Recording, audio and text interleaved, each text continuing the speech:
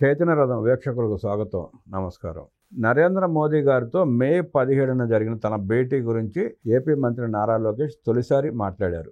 ఆ సమావేశం అన్బిలీవబుల్ గా అభివర్ణించారు లోకేష్. ప్రధానమంత్రి నరేంద్ర మోదీ తన 25 ఏళ్ల రాజకీయ జీవితానుసారం గురించి ఆ భేటీలో తనకు వివరించినట్లు చెప్పారు. తాను ఎంతో మంది రాజకీయ నాయకులను చూశానని, ఆయనలో అహం అసలు లేదని లోకేష్ తెలిపారు. చంద్రబాబు అవకాశాలు ఇస్తున్నందున ఆయనకు అతీతంగా పనిచేసి గొప్పగా రూపొందాలని ప్రధాని ఉద్బోధించినట్లు పేర్కొన్నారు. 2 రోజుల పర్యటన నిమిత్తం ఢిల్లీ వచ్చిన లోకేష్ మీడియా ప్రతినిధులతో ఇష్టాగోష్ఠిగా మాట్లాడారు. పలు అంశాలపై విలేకరుల ప్రశ్నలకు ఆయన స్పందించారు. మద్యం కుంభకోణంలో రాష్ట్ర ప్రభుత్వం సాక్ష్యాధారాల ప్రకారం చర్యలు తీసుకుంటుందో తప్ప కక్ష సాధింపుతో కాదన్నారు. మద్యంలో డబ్బు తినలేదని జగన్ రెడ్డి తాను నమ్మిన దేవుడి మీద ప్రమాణం చేయాలని సవాల్ విసిరారు. వివిధ అంశాలపై మీడియాతో మాట్లాడుతూ మోదీ ముఖ్యమంత్రిగా, ప్రధానమంత్రిగా 25 ఏళ్లుగా నిరంతరం అధికారంలో ఉన్నారన్నారు. ఆయన ఫోకస్ ఏంటి, ఇంత విస్తృత స్థాయిలో ఎలా డ్రైవ్ చేయగలుగుతున్నారన్నది తెలుసుకోవాలన్న కుతూహలం నాలో ఉంది. ఆ రోజు ప్రధానమంత్రితో జరిగిన సమావేశంలో తొలి గంట రాష్ట్రంలో ఏం జరుగుతోందన్న విషయాలపై చర్చ జరిగింది. నేను అనంతపురం నుంచి వచ్చానని తెలిసి అక్కడ పునరుత్పాదక ఇంధన ఉత్పత్తి CBG విద్యా సంస్కరణల గురించి అడిగారు. పహల్గామ్ విషయంలో మీ వల్లే ప్రపంచం మన వెనక నిలబడిందని చెప్పాను. అప్పుడు ఆయన ఎందుకని అడిగారు. అందుకు నేను సమాధానంగా, గతంలో దాడులు జరిగితే మనం అమెరికాకో ఐక్యరాజ్య సమితి వద్దకో పరిగెత్తేవాళ్ళమని, ఇప్పుడు సొంతంగా ఆపరేషన్ సింధూర్ చేపట్టడంతో మిగతా దేశాలు అసూయపడే పరిస్థితికి వచ్చిందని చెప్పాను. 2వ గంటల ప్రధానమంత్రి తన పనితీరు గురించి చెప్పారు. అదే సమయంలో నాకు మార్గదర్శనం చేయాలని కోరినప్పుడు ఆయన చాలా సూచనలు చేశారన్నారు. దూకుడుగా వెళ్లేటప్పుడు జరిగే తప్పులను అధిగమించడానికి ఏం చేయాలని అడిగాను. అందుకు ఆయన స్పందిస్తూ, ఇంట్లో కూర్చుంటే ఎవ్వరూ తప్పులు చేయరు కదా అని ఎదురు ప్రశ్న వేశారు. పని చేయడానికి వెనకాడొద్దని, మన ఉద్దేశం సరిగ్గా ఉంటే ప్రజలు అర్థం చేసుకుంటారని ఈ సందర్భంగా వారు చెప్పారు. నాన్న అవకాశం ఇస్తున్నందున ఆయనకు అతీతంగా పని చేయాలని సూచించారు. ఎదగడానికి ఇదే సరైన సమయమని పేర్కొన్నారు. భవిష్యత్ అంతా యువకులదే కాబట్టి మీరు కష్టపడి ఎమర్జ్ కావాలని సూచించారు ప్రధాని. ఆ భేటీ తర్వాత నాకు నిద్ర పట్టలేదు. మనం ఆదర్శంగా చూసిన ప్రధానమంత్రి అంతసేపు మాట్లాడటం ఎంతో స్ఫూర్తినిచ్చింది. క్రమశిక్షణ నేర్చుకోవాలని, ప్రకృతిని గౌరవించాలని దేవాంష్కి ప్రధాని మోదీ చెప్పారు. ఆయనలా కార్యకర్తలు ప్రజలతో అనుసంధానం అయ్యి ఉండటం మనకు పరీక్షే. కొన్ని సంఘటనలు జీవితాన్ని మారుస్తాయి.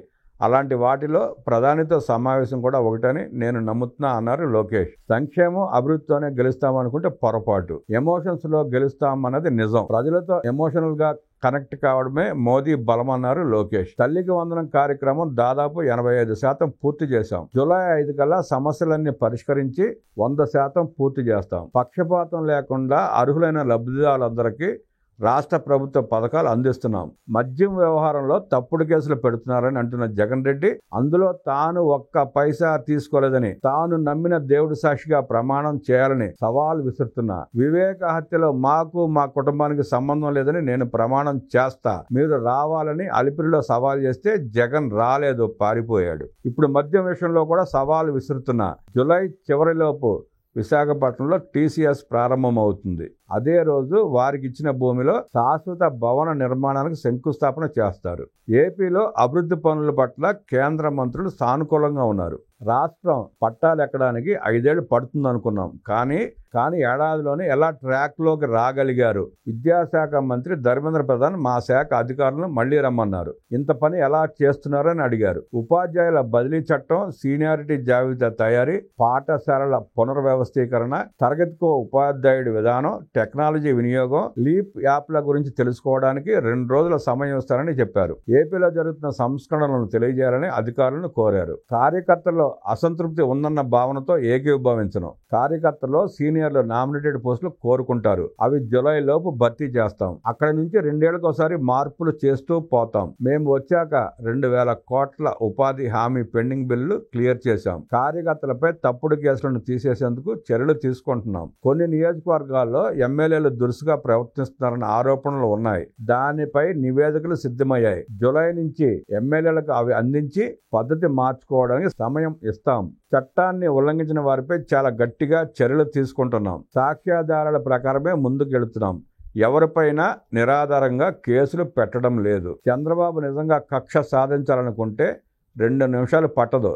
మేము విధానం ప్రకారం వెళ్తున్నాం. మమ్మల్ని ప్రజలు గెలిపించింది పరిపాలించడానికి తప్పితే కక్ష సాధింపుతో ఎవరినో జైల్లో పెట్టడానికి కాదు. సంక్షేమం అభివృద్ధి చేస్తూనే చట్ట వ్యతిరేకంగా వ్యవహరించే వారిపై చర్యలు తీసుకునే బాధ్యత ప్రజలు మాకు అప్పగించారు. దానికి అనుగుణంగా నడుచుకుంటున్నాం. మీడియా మాత్రం మమ్మల్ని 4వ సంవత్సరంలో అడగాల్సిన ప్రశ్నలు మొదటి సంవత్సరంలోనే అడుగుతోందన్నారు మంత్రి నారా లోకేష్.